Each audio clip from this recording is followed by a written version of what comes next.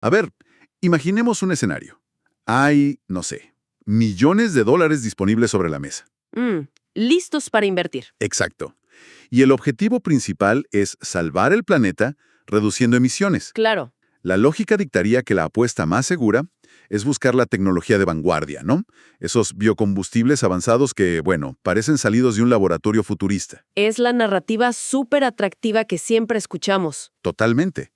Pero, ¿qué pasaría si las matemáticas financieras, digamos, las más frías y rigurosas, demostraran que esa tecnología tan brillante es en realidad una trampa letal? Una trampa para llevarte directo a la quiebra. Sí, literal.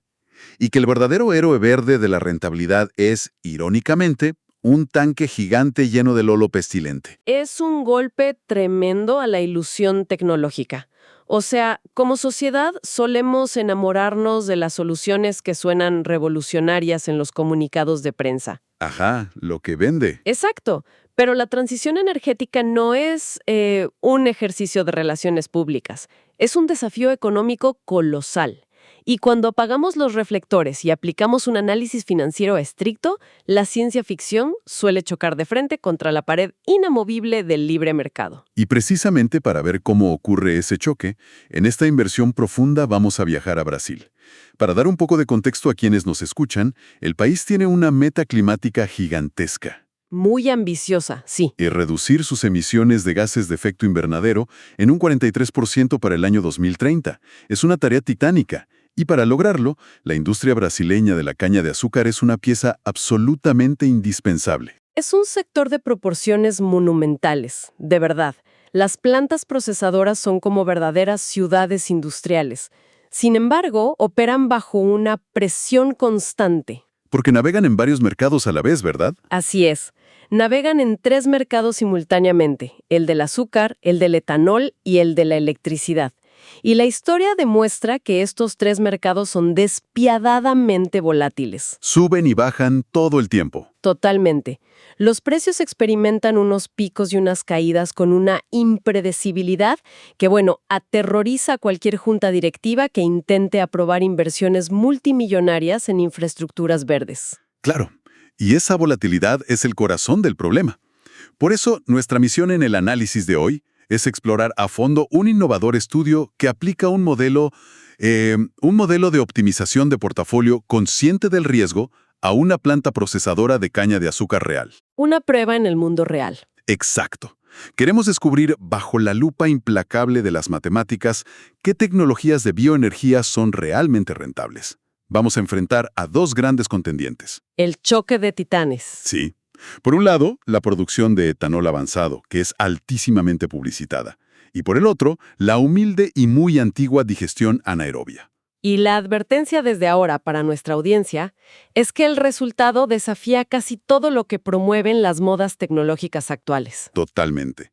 Pero, a ver, para poder juzgar a estas tecnologías de manera justa, primero necesitamos entender la realidad física del campo de batalla. Así es. Un ingenio azucarero no es solo una granja grande, es una bestia termodinámica. El proceso básico empieza triturando miles de toneladas de caña en unos molinos masivos. Claro, para extraer el jugo dulce. Exacto. Ese jugo es la materia prima principal. Y ahí la planta decide, o lo cristaliza para hacer azúcar, o lo fermenta. Para producir etanol convencional, digamos. Sí, el que llamamos de primera generación. Y el subproducto de esa extracción masiva no es cualquier cosa. O sea, estamos hablando de montañas y ríos de residuos. Son 2 residuos fundamentales, para ser exactos. Por un lado, tenemos el bagazo. Que sería la fibra, ¿no? Ajá, físicamente es la fibra seca y leñosa de la caña, que queda después de exprimirla. Por otro lado, tras destilar el etanol, queda un residuo líquido llamado vinaza. Que tengo entendido no es solo agua sucia. Para nada. Es un lodo oscuro, caliente, viscoso, con un olor muy penetrante, la verdad, y una altísima carga de materia orgánica. Históricamente, las plantas queman el bagazo en sus propias calderas para obtener la energía que necesitan para funcionar. Y la vinaza simplemente la bombean, ¿verdad? Exacto, la bombean y la rocían sobre los campos de cultivo porque, bueno, contiene potasio y otros nutrientes súper útiles. Bueno, vamos a desempacar esto. Porque al ver el cuadro completo, Operar una planta de estas dimensiones hoy en día ya no se trata solo de ser un agricultor industrial súper eficiente. No, en absoluto. Con la volatilidad de los precios del azúcar y el etanol, esto se parece muchísimo más a administrar un portafolio de inversiones de alto riesgo en Wall Street. Esa es una gran analogía. O sea, si un administrador de fondos pone todo el dinero de sus clientes en una sola acción tecnológica y el mercado colapsa, lo pierde todo. De la misma manera, un ingenio no puede apostar toda su infraestructura al etanol. Porque si el precio internacional del petróleo cae, arrastra al etanol. Exacto, y la planta entera se va a la quiebra. La diversificación es literal una cuestión de supervivencia. Lo fascinante aquí es cómo los investigadores diseñaron un modelo matemático que captura con absoluta precisión esa paranoia financiera. ¿Cómo lo hicieron? Utilizaron una métrica llamada valor en riesgo condicional, o CVAR por sus siglas en inglés, configurada al 90%. A ver, si recuerdo bien mis clases de finanzas, esto significa que el modelo ignora los años de bonanza y los promedios cómodos, ¿no? Así es. En su lugar toma casi 2 décadas de datos históricos de precios. Desde el 2002 hasta el 2018, aísla el 10% de los peores escenarios posibles. Las crisis, los colapsos. Exacto. Y optimiza las decisiones de inversión específicamente para sobrevivir y ser rentable en esos abismos históricos. Es exactamente la lógica de supervivencia pura. El modelo asume que el desastre va a ocurrir sí o sí y planifica en consecuencia. Y la innovación más grande de este enfoque es que conecta dos mundos que suelen estar separados en la teoría. ¿Cuáles mundos? Bueno, normalmente un ingeniero diría algo como: este año tengo 100,000 toneladas de bagazo, voy a comprar una máquina de este tamaño. Pero el modelo matemático entiende que la cantidad de residuos no es estática. Claro, cambia. Si el precio mundial del azúcar se dispara, los gerentes de la planta van a producir menos etanol y más azúcar, lo cual altera drásticamente los volúmenes de bagazo y vinaza. O sea, es un rompecabezas móvil. Una máquina que cuesta millones de dólares podría quedarse sin materia prima a mitad de año solo porque, no sé, un cambio en la bolsa de valores en Nueva York hizo que el azúcar fuera más atractivo. ¿Tal cual? Ahora que entendemos esta implacable evaluación de riesgo, apliquémosla al llamado niño mimado de los biocombustibles, el etanol de segunda generación, el famoso 2G. Sobre el papel, el etanol 2G suena brillante. La idea es tomar el bagazo sobrante, esa fibra leñosa que ya no se necesita quemar para la energía básica, y convertirlo en combustible. Suena increíble. Pero no es fácil. A diferencia del jugo de caña, el bagazo no se fermenta fácilmente. Hay que someterlo a un proceso llamado hidrólisis. Y esto es crucial de entender para quienes nos escuchan. La hidrólisis no es una palabra mágica que hace desaparecer los residuos. Físicamente, el bagazo es duro. Sus azúcares están encerrados dentro de unas paredes celulares de lignina y celulosa que, bueno, la naturaleza diseñó para ser impenetrables. Exactamente. Romper eso requiere calor extremo, ácidos fuertes o unas enzimas que son increíblemente costosas. Es como tratar de demoler una pared de concreto armado con maquinaria pesada solo para sacar un dulce que esté escondido en el centro. Esa descripción física explica perfectamente el dolor financiero que viene después. Cuando el estudio pasa esta tecnología tan prometedora por el análisis de riesgo del modelo. ¿Qué pasa? El resultado es un rechazo absoluto. Es una inversión rotundamente desaconsejada. De hecho, si la planta adopta la ruta del etanol 2G, su ganancia esperada se desploma. Pasa de casi 80 millones de dólares anuales a menos de 40 millones. ¡Wow! Sí, se reduce a la mitad. Pero, a ver, a primera vista parece un error. O sea, invertir en una tecnología que transforma desechos secos en biocombustible avanzado ha sido catalogado durante una década como el futuro ineludible de la ecología. Pero ¿cómo es posible? ¿Me estás diciendo que la tecnología más publicitada es en realidad un agujero negro financiero? Bueno, esto plantea una pregunta importante. Y la respuesta está en los mecanismos financieros detrás de la hidrólisis. Hay dos factores letales que este modelo expone sin ningún tipo de filtro. Ok, ¿cuál es el primero? El primero es el indicador que llamamos costo anual equivalente. Construir una planta de etanol de segunda generación requiere un capital inicial gigantesco.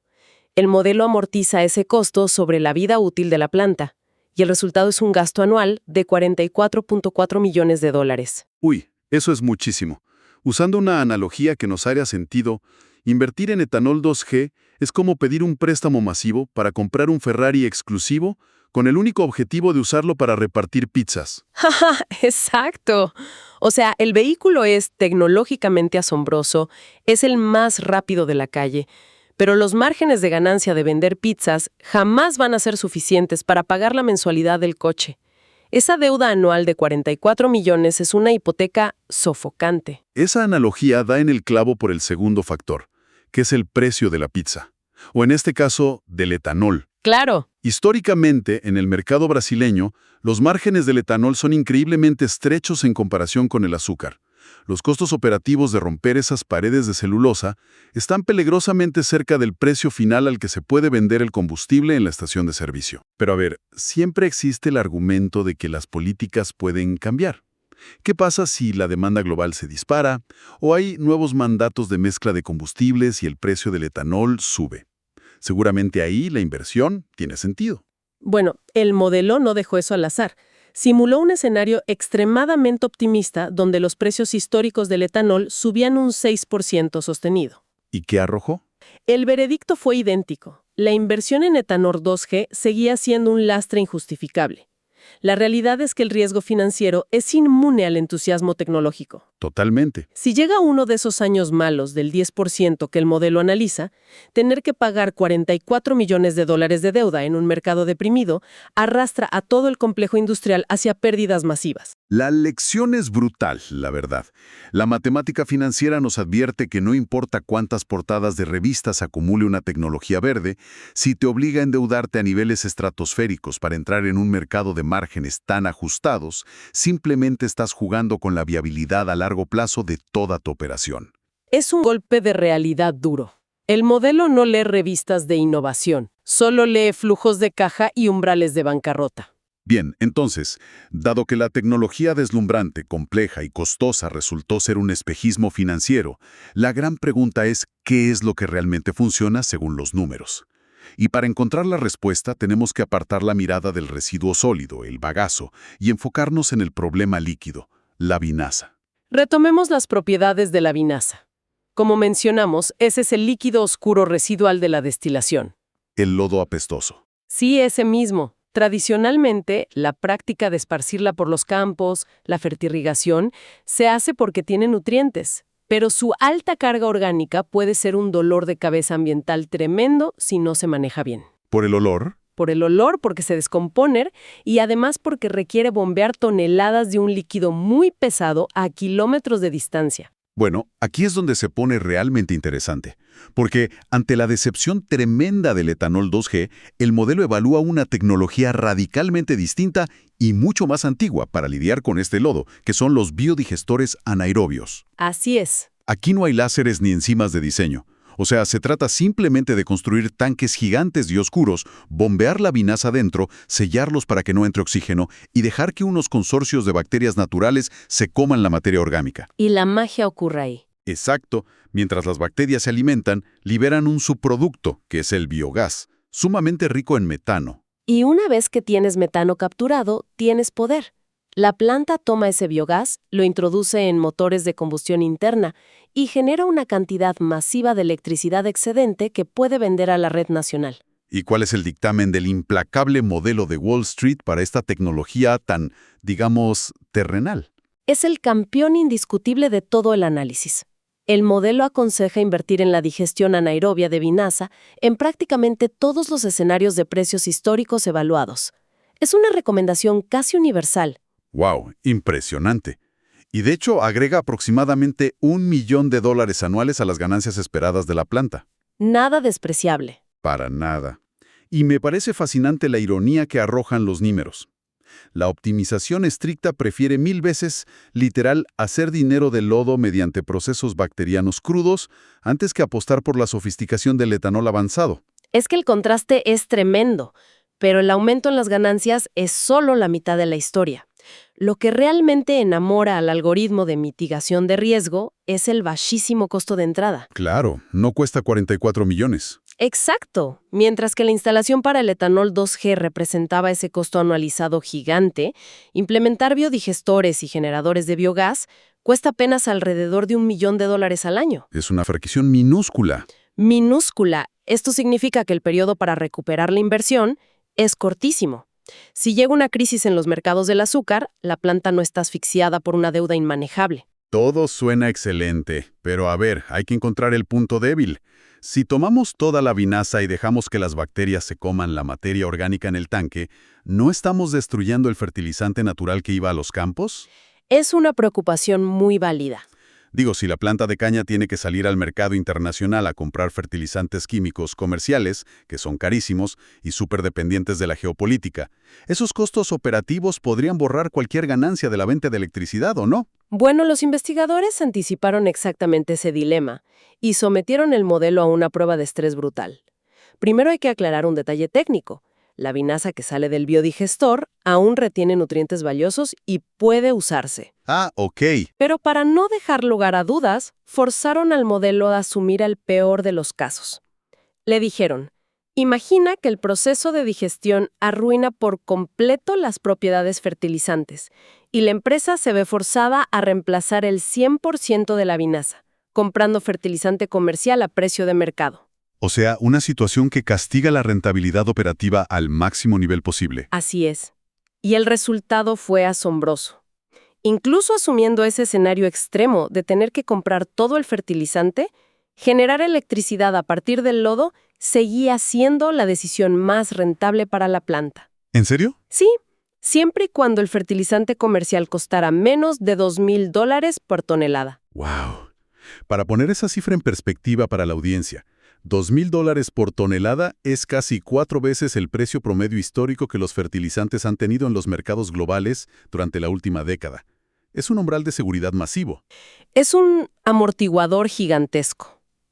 La rentabilidad de vender esa electricidad es tan robusta que la operación podría soportar un aumento de precios astronómico en sus insumos agrícolas sin dejar de ser un re buen negocio. Eso nos obliga a preguntar, ¿por qué la electricidad tiene este poder de estabilización que los biocombustibles avanzados simplemente no lograron ofrecer? La respuesta vuelve al principio fundamental de la gestión de portafolios, la descorrelación de activos. A ver, explícanos eso. El azúcar y el etanol a menudo están atados a las mismas crisis agrícolas y fluctuaciones del petróleo, pero la electricidad en Brasil tiene una dinámica completamente diferente. Inyectar energía constante a la red le proporciona a la planta un flujo de ingresos estable, que no se desploma solo porque el petróleo baje. Es el equivalente financiero a poseer un bono del tesoro sumamente sólido para contrarrestar unas acciones de tecnología súper volátiles en tu cartera de inversiones. Exactamente eso. Y bueno, habiendo resuelto el misterio del lodo líquido, pasamos al último eslabón de esta cadena. El modelo nos demostró que hacer etanol con el bagazo sólido era una ruina, pero todavía hay montañas de ese bagazo seco y leñoso sobrando en la planta. Sí, toneladas. ¿Acaso no podemos quemar ese excedente de manera más eficiente para producir aún más de esa electricidad estable que tanto nos gusta? Aquí es donde el análisis se encuentra cara a cara con las políticas del gobierno. Exacto. Actualmente, muchas plantas queman bagazo de forma muy rudimentaria, solo para cubrir sus necesidades. Pero si instalan una tecnología llamada turbina de condensación, pueden maximizar la eficiencia y generar grandes cantidades de energía excedente para exportar a la red nacional. ¿Y cuánto cuesta eso? El costo anual equivalente de esta mejora ronda los $5.5 millones. O sea, financieramente eso se ubica justo en el medio. Es mucho más accesible que la monstruosidad de 44 millones del etanol avanzado, pero a la vez es una inversión 5 veces mayor que el biodigestor. Así es. Y según el modelo, decidir si se aprueba esa inversión de 5 millones y medio ya no depende de la física, sino de un detalle muy específico del mercado eléctrico brasileño, ¿no? Depende de cómo decida intervenir el Estado, básicamente. En Brasil existe el mercado libre y el mercado regulado de electricidad. En el mercado libre, los contratos son a corto plazo. Te expones al precio spot. Es más riesgoso. Sí, si hay sequía y las hidroeléctricas no funcionan, el precio se dispara y te hace rico. Pero si hay exceso de energía, el precio colapsa y no tienes cómo pagar el préstamo de la turbina. Es un juego de alta adrenalina que nuestro modelo, súper enfocado en evitar desastres, detesta profundamente. Totalmente. Por el otro lado está el mercado regulado, donde el gobierno realiza subastas y adjudica contratos a largo plazo, de 20 a 25 años, con un precio garantizado de compra. Entonces, ¿qué determinó el algoritmo sobre estos contratos a largo plazo? O sea, ¿a qué precio los números empiezan a tener sentido real? El modelo traza una línea divisoria muy clara.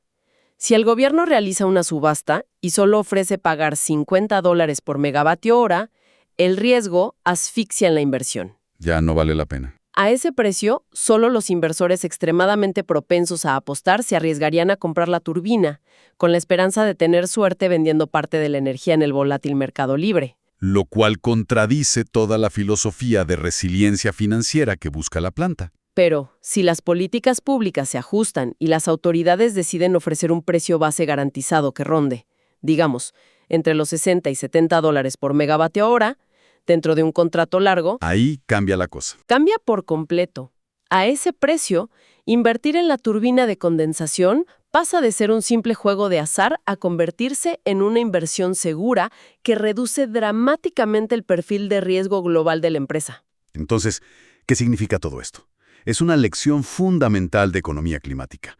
El mercado libre, sin restricciones, con toda su volatilidad salvaje, rara vez va a construir la infraestructura verde que el planeta necesita. Tristemente, O sea, si dejas a los ingenieros a merced de los precios diarios, los gerentes se asustan, se atrincheran en lo seguro, que es producir azúcar, y las inversiones verdes se congelan. Se requiere la intervención del Estado, no con regalos o subsidios locos, sino creando condiciones de certidumbre. Contratos a largo plazo y precios base predecibles son la única forma de darle a las empresas el valor de firmar cheques de millones de dólares. si conectamos esto con el panorama general, es un diagnóstico perfecto entregado directamente a los legisladores. Brasil tiene la ambición de que la biomasa represente más del 9% de su enorme matriz energética. Que es un montón. Es muchísimo. Sin embargo, en los últimos años, el desarrollo de nuevos proyectos se ha estancado. Este análisis matemático les está gritando la solución. Estructurar subastas en el rango de los $60 a $70 por megavatio hora no representa un subsidio irracional, sino el umbral exacto de mitigación de riesgo necesario para destrabar miles de millones en infraestructura limpia. Es la belleza invisible de la economía bien aplicada. Un modelo matemático originalmente diseñado para defender las cuentas bancarias de los ejecutivos frente al colapso del mercado, termina revelando el manual de instrucciones exacto para que un país entero acelere su transición hacia las energías renovables. Porque la verdadera sustentabilidad no puede ignorar el balance financiero. Las tecnologías tienen que poder sobrevivir a los embates de la economía real para escalar y hacer una diferencia real en el mundo. Totalmente de acuerdo. Y con esto podemos ir resumiendo las grandes lecciones de esta exploración profunda para quienes nos escuchan. Hoy hemos visto cómo la aplicación de una herramienta estricta de mitigación de riesgo destroza algunos de los grandes mitos del sector energético. En primer lugar, derriba el estatus intocable del etanol de segunda generación. Pese a la inmensa promesa de revolucionar los biocombustibles, su abrumador costo de capital y los delgados márgenes del mercado lo convierten en un peligro financiero injustificable bajo estrés. Electricidad constante es el movimiento más inteligente y defensivo que una planta puede hacer. Y además, subraya que las turbinas para quemar biomasa sólida solo alcanzan su potencial cuando las políticas públicas ofrecen la estabilidad de los contratos a largo plazo. Es una narrativa donde lo aburrido, lo sucio y lo estable derrotan por completo a lo reluciente y futurista. El problema del cambio climático siempre nos empuja a buscar, balas de plata tecnológicas, máquinas perfectas e inmaculadas que solucionen todo mágicamente. Así somos. Pero la realidad industrial opera bajo reglas de desgaste, de deudas, de crisis cíclicas y de optimización de márgenes. Y es justo ahí donde se decide qué tubos de acero y qué motores se construyan realmente en nuestro mundo. Las soluciones verdaderamente sostenibles son aquellas que, al final del día, son financieramente inquebrantables. Y eso nos lleva al pensamiento final con el que quiero cerrar hoy. Una idea para que nuestra audiencia pueda explorar y reflexionar en solitario. Si modelos matemáticos desapasionados y estrictos nos pueden demostrar tan contundentemente que ciertas tecnologías verdes, que llevan décadas recibiendo atención mediática, son en realidad laberintos financieros de los que es muy difícil salir. Mientras que soluciones rústicas, baratas y menos atractivas, como usar bacterias para comer lodo, son minas de oro ocultas y estabilizadores económicos. Exacto. La disonancia entre la percepción pública y la matemática es gigantesca. Entonces, ¿qué porcentaje de las políticas climáticas a nivel mundial, de los fondos de inversión y de los miles de millones en subsidios gubernamentales se están asignando hoy basándose en quién tiene la mejor campaña de relaciones públicas, en lugar de mirar la fría, aburrida y dura realidad económica? Es una pregunta muy fuerte. Es un cuestionamiento para mantener el espíritu crítico despierto la próxima vez que veamos un titular prometiendo que un nuevo avance milagroso está a punto de salvarnos.